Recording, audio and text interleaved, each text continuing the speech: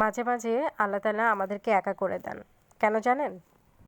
এই যে কুমড়ার চারাগুলো দেখতে পাচ্ছেন, এই কুমড়ার চারাগুলোকে যদি আমি আলাদা আলাদা পাত্রে প্রতিস্থাপন না করে দেই, তাহলে কুমড়ার চারাগুলো বড় হবে না। কিছুদিন পরে দেখা যাবে এগুলো মারা গেছে। তাই এগুলোকে বড় করার জন্য আমাকে অবশ্যই আলাদা আলাদা পাত্রে এগুলোকে প্রতিস্থাপন করে দিতে হবে। ঠিক তেমনই আমরা যদি কারো উপরে মানসিকভাবে নির্ভরশীল হয়ে যাই কিংবা আর্থিকভাবে নির্ভরশীল হয়ে যাই, তাহলে কিন্তু সত্যিকার অর্থে মাথা উঁচু করে নিজের মান সম্মান নিয়ে বাঁচার যেই বিষয়টা, সেটা হয় না। আবার এমনও অনেক সময় হয় যাদের উপর আমরা নির্ভরশীল হয়ে যাই, তারা আমাদেরকে ছুঁড়ে ফেলে দিলে আমরা আর সোজা হয়ে দাঁড়াতে পারি না।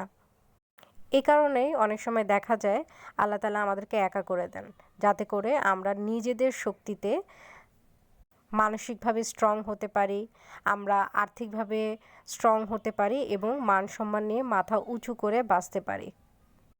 আল্লাহ তাআলা সর্বশ্রেষ্ঠ পরিকল্পনাকারী। উনি আমাদের জন্য যা করেন তা ভালোর জন্যই করেন।